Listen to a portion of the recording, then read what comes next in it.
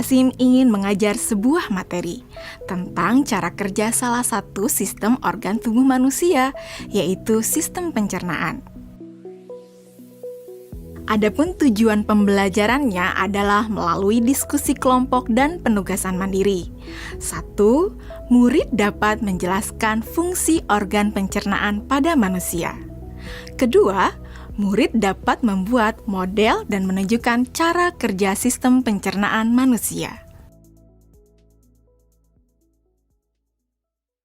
Sebelum pembelajaran dilakukan, biasanya saya akan melihat tujuan pembelajaran atau target apa yang akan saya capai pada hari itu.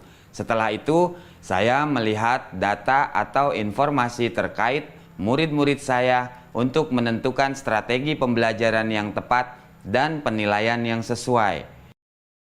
Saat merencanakan pembelajaran, Pak Kasim mempersiapkan beberapa sumber belajar yang menurutnya akan membantu murid-muridnya belajar sesuai dengan kebutuhannya. Sumber daya belajar yang disiapkan diantaranya adalah sebuah poster, berbagai bacaan yang memuat pembahasan tentang bagaimana organ pencernaan bekerja dari beberapa sumber. Ada yang berupa beberapa buku bacaan dengan tingkat kesulitan berbeda-beda, artikel sederhana, mengunduh sebuah video singkat yang sesuai dengan apa yang ia ingin anak-anak pahami, membuat kartu-kartu pertanyaan untuk membantu murid mengkonstruksi sendiri pemahaman mereka tentang cara kerja sistem organ pencernaan dengan menjawab pertanyaan. Sumber belajar yang beragam ini tentunya tetap sesuai dengan tujuan pembelajaran yang ingin dicapai, atau dengan kata lain mengimplementasikan diferensiasi konten.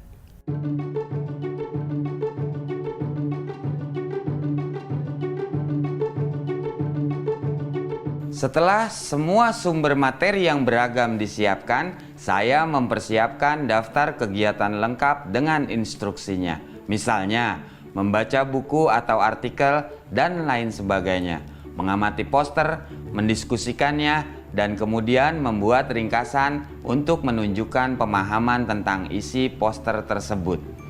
Menjawab kartu-kartu pertanyaan. Aktivitas-aktivitas tersebut walaupun berbeda-beda, namun semuanya bertujuan agar murid memahami cara kerja sistem pencernaan. Assalamualaikum. Bagaimana kabar kalian? Waalaikumsalam. Baik, Pak. Hari ini kita akan mempelajari tentang sistem pencernaan manusia. Saya, Pak. Di awal pembelajaran, Pak Kasim memberikan penjelasan kepada semua murid yang ada di kelasnya tentang tujuan pembelajaran dan konsep kunci yang ia ingin anak-anak kuasai. Lewat proses tanya jawab dan contoh-contoh, Pak Kasim memastikan bahwa murid-muridnya memahami apa yang dimaksud dengan sistem. Pak Kasim meminta murid-murid bekerja dalam kelompok. Untuk penugasan kali ini, Pak Kasim telah mengelompokkan murid berdasarkan tingkat kemampuan murid membaca. Hal ini karena tugas pertama yang harus dilakukan oleh setiap kelompok adalah membaca materi bacaan terlebih dulu. Teks yang dibaca tiap kelompok sesuai dengan kemampuan membaca mereka. Selama proses murid melakukan kegiatan, saya mengobservasi dan memantau pemahaman murid-murid.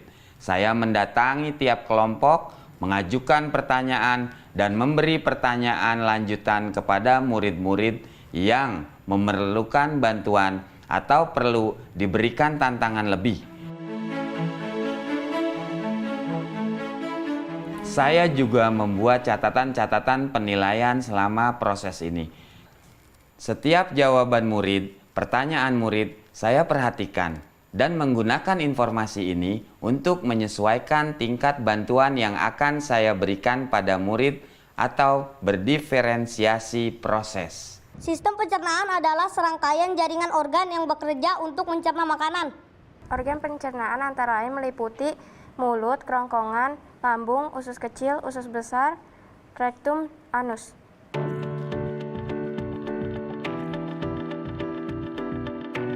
Sekarang silakan membuat model yang menunjukkan sistem kerja pencernaan manusia secara mandiri.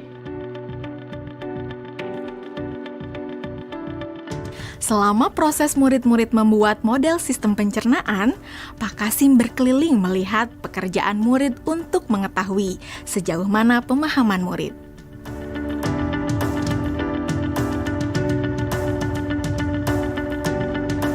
Di akhir pembelajaran, saya melakukan kegiatan refleksi, di mana refleksi tersebut digunakan untuk mengapresiasi murid, untuk mengetahui atau menilai sejauh mana pemahaman murid tentang topik yang sedang dipelajari, untuk mengetahui bagaimana perasaan murid-murid ketika melakukan proses pembelajaran.